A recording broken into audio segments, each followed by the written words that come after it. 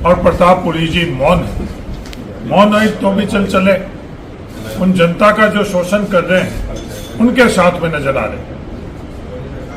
आज पोखरण के लोग किस भावना से कि एक मेहनत हम लोगों का प्रतिनिधित्व करेगा, हमें राहत प्रदान करेंगे, आर्थिक तौर के ऊपर आज 10-10 का ब्याज, एक महीने का 10% पूरे साल का भी ब्याज नहीं, वो पोखरण में लिया जा रहा है। उनके खिलाफ कार्रवाई की जगह उनका संरक्षण कौन कर रहा है? पोखरण के विधायक प्रतापपुरी जी कर।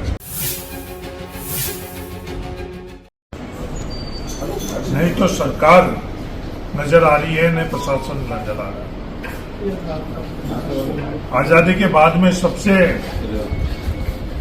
ज्यादा अगर जैसलमेर के नागरिकों की स्थितियां खराब हो रही है तो पिछले 19 महीनों में होगी। हर संदर्भ पोखरण विधायक प्रतापपुरी जी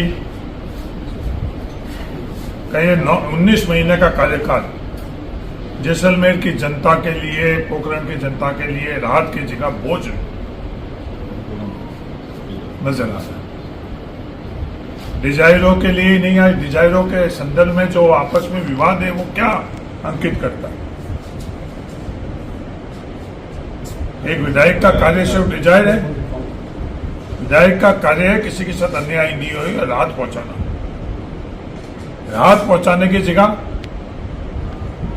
पोखरण की जनता का शोषण हो रहा है और प्रतापपुरी जी मौन है।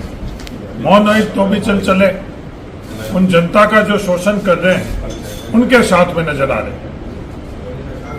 आज पोखरण के लोग किस भावना से कि एक मेहनत हम लोगों का प्रतिनिधित्व करेगा, हमें राहत प्रदान करेंगे, आर्थिक तौर के ऊपर आज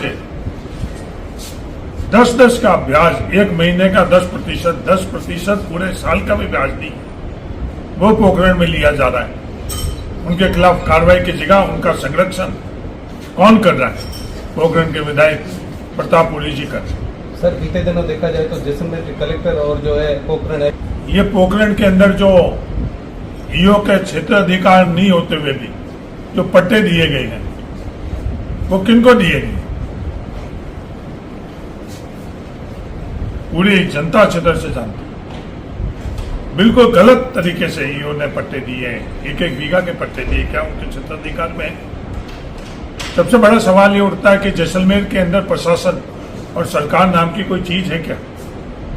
वो महसूस नहीं हो रही। जैसलमेर के संविधान के अंतर्गत जैसलमेर के अंदर प्रशासन चल रहा है, सरकार चल रहा है, इसके ऊपर भी बहुत बड़ा प्रश्न चिन्ह लग चुका है। सर आज जय हिंद यात्रा शुरू होगी, वही भाजपा भी एक यात्रा शुरू करने वाली है, क्या कहेंगे सर? नहीं, सबको अधिकार, सबको देश की सेनाओं के साथ में रहना। आज पूरा देश सेनाओं के साथ,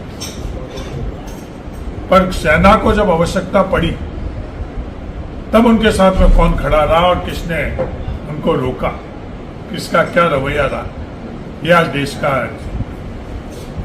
चर्चा का विषय है। सर बात करें सर्वदलीय प्रतिनिधि मंडल का गठन हो रहा है और उसमें शशि थरूर जी को भी शामिल किया गया है, क्या कहेंगे? इस सर्वदलीय प्रतिनिधि मंडल का अधिकार भारत सरकार को है, पर जब भारत सरकार ने किसी दल से नाम लिए, या तो नाम लेना नहीं चाहिए, और नाम लेने के बाद के अंदर इस तरह का फैसला उनकी मंशा के ऊपर बहुत बड़ा प्रश्नवाची चिन्ह खड़ा है। सर एक बात करें, आप एमपी के प्रभारी भी है, सोफिया कुरैशी को लेकर बयान दिया गया है। अब ये तो जानबूझकर मुद्दों को डाइवर्ट करने के लिए इस तरह के विवाद किए जा रहे हैं। क्या क्या शब्दों का इस्तेमाल हो रहा है।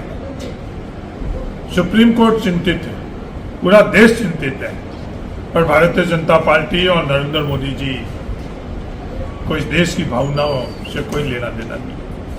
आज इस वक्त देश की यही पुकार है कि पूरा देश साथ में खड़ा रहे सेना के। क्या वो सेना के साथ में खड़े रह रहे हैं? नहीं। इतिहास इनको कभी भी